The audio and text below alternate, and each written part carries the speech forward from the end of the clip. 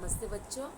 आज की इस तासिका में आप सबका मैं शिल्पा गोलक बहुत बहुत स्वागत करती हूँ। बच्चों, आज हम हमारे जो हिंदी का व्याकरण है उसमें जो लिंग है इस भाग का अभ्यास करने जा रहे हैं। तो चलो बच्चों, पहले समझ लेते हैं कि इस लिंग का मतलब क्या होता है।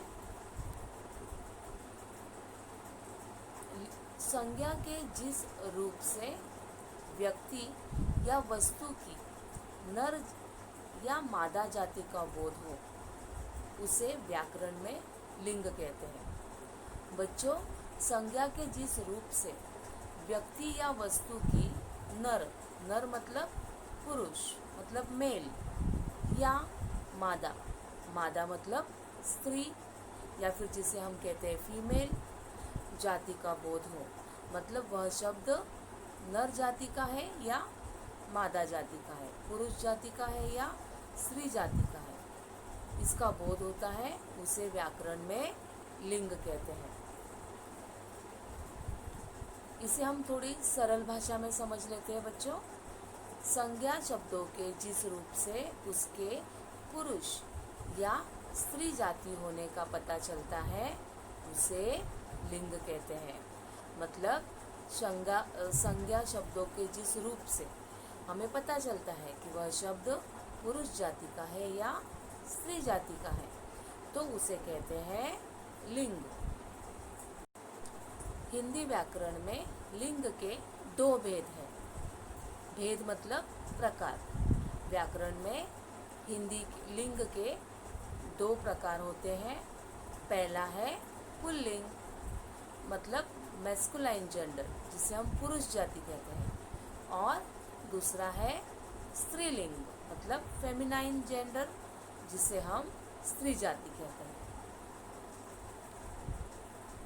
पहले बच्चों समझ लेते हैं कि पुल्लिंग का मतलब क्या है।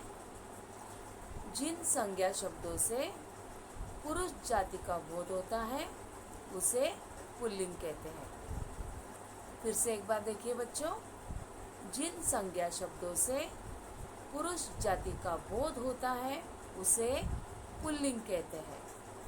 अब इसके कुछ उदाहरण आपको दिए हैं। पहला है, कुछ ऐसे शब्द है जो सजीव है। सजीव मतलब जिसे हम लिविंग बीइंग्स कहते हैं। ऐसे सजीव जो वस्तुएं होती है या कुछ चीज़ें होती हैं उनका पहले हम देखते हैं उदाहरण। पहला है कुत्ता, बालक, खटमल, पिता, राजा, घोड़ा, बंदर, हंस, बकरा, लड़का। ये शब्द पढ़ते ही आपको पता चलता है कि यह सारे शब्द पुरुष जाति के हैं। ये सारे सजीव चीज़ों के नाम हैं बच्चों, मतलब सारे लिविंग थिंग्स हैं जो जिंदा होते हैं, तो उनके नाम हैं। अब हम कुछ और देखते हैं। अब यहाँ पे जो नाम आपको दिए हैं ना बच्चों, वो है निर्जीव पदार्थ, मतलब नॉन लिविंग थिंग्स जो होते हैं वो, जैसे मकान, फूल, नाटक, लोहा, चश्मा। ये सारे शब्द पुरुष जाति के हैं, मतलब पुल्लिंग शब्द है। उसके बाद देखिए बच्चों, आगे है भाव, मतलब हमारे जो इमोशंस होते हैं, तो उसमें आपको उदाहरण दिया है दुख, लगाव। ये शब्द भी कैसे हैं? पुल्लिंगी शब्द है। अब जो लिंग का दूसरा प्रकार है बच्चों वो है स्त्रीलिंग। जिन संज्ञा शब्द से स्त्री जाति का बोध होता है उसे स्त्रीलिंग कहते हैं। फिर से एक बार देखिए बच्चों, जिस संज्ञा शब्द से स्त्री जाति का बोध होता है उसे स्त्रीलिंग कहते हैं। अब यहाँ पर भी हम शब्द देखेंगे जो सजीव चीज़ों के हैं। जैसे पहले हमने पुल्लिंग में शब्द देखे थे जो सजीव चीज़ों के थे। अब यहाँ पर स्त्रीलिंग शब्द हम देखेंगे जो सजीव चीज़ों के हैं, जैसे माता, रानी, घोड़ी, कुतिया, बंदरिया, हंसिनी, लड़की, बकरी। अब ये शब्द पढ़ते ही आपको पता चलता है बच्चों कि ये सारे शब्द स्त्री जाति के हैं। इन सारे शब्दों का लिंग कौन सा है? स्त्रीलिंग है। अब कुछ और शब्द देखते हैं। ये शब्द निर्जीव पदार्थ है, मतलब नॉन लिविंग थिंग्स, जैसे सुई, कुर्सी, गर्दन इत्यादि। ये सारे शब्द पढ़ते ही आपको पता चलता है कि ये सारे शब्द स्त्रीलिंग है।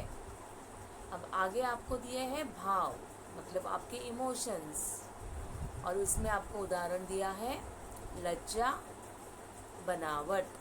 ये शब्द भी स्त्रीलिंग है।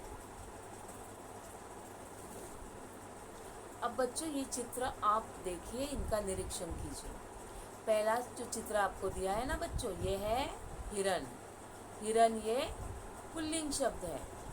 अब इस शब्द का स्त्रीलिंग होता है हिरनी। हिरनी क्या है? स्त्रीलिंग शब्द। पुल्लिंग शब्द होता है हिरन और स्त्रीलिंग शब्द होता है हिरनी।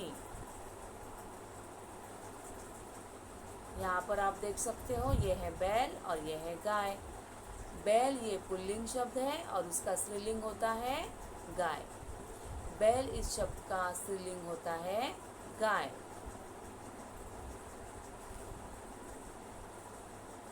ये देखिए बच्चों, ये है सिंह और ये है सिंहनी।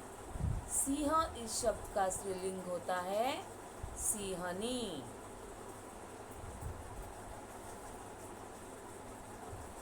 यहाँ पर ये है चूहा और ये है चूहिया। चूहा इस शब्द का स्त्रीलिंग होता है चूहिया।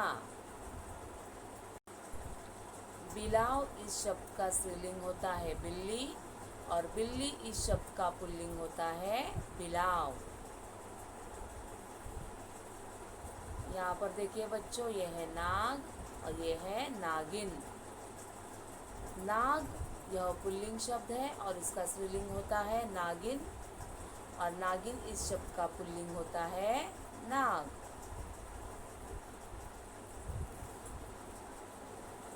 ये है बंदर और ये है बंदरिया।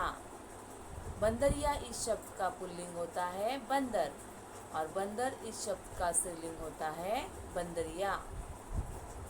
यहाँ पर आप देख सकते हो बच्चों, मैंने आपको कुछ शब्द दिए हैं। पहले जो शब्द है वो सारे पुल्लिंग है और जो दूसरे दिए हैं वो उनके स्त्रीलिंग है। जैसे आप यहाँ पर देख सकते हो, ये शब्द है नर। नर इस पुल्लिंग शब्द का स्त्रीलिंग होता है नारी। मोर, मोर इस शब्द का स्त्रीलिंग होता है मोरनी। तोता, तोता इस शब्द का स्त्रीलिंग होता है मैना। राजा इस शब्द का स्त्रीलिंग होता है रानी। शेर इस शब्द का स्त्रीलिंग होता है शेरनी।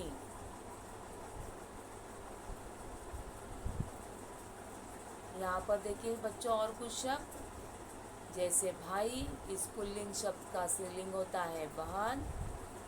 बेटा इस पुल्लिंग शब्द का स्त्रीलिंग होता है बेटी। नाना इस पुल्लिंग शब्द का स्त्रीलिंग होता है नानी। पुत्र इस शब्द का स्त्रीलिंग होता है पुत्री और बैल इस शब्द का स्त्रीलिंग होता है गाय। तो बच्चों, आज हमने क्या किया है, लिंग के बारे में जानकारी हासिल की है। तो फिर से एक बार हम समझ लेते हैं बच्चों कि लिंग मतलब क्या है।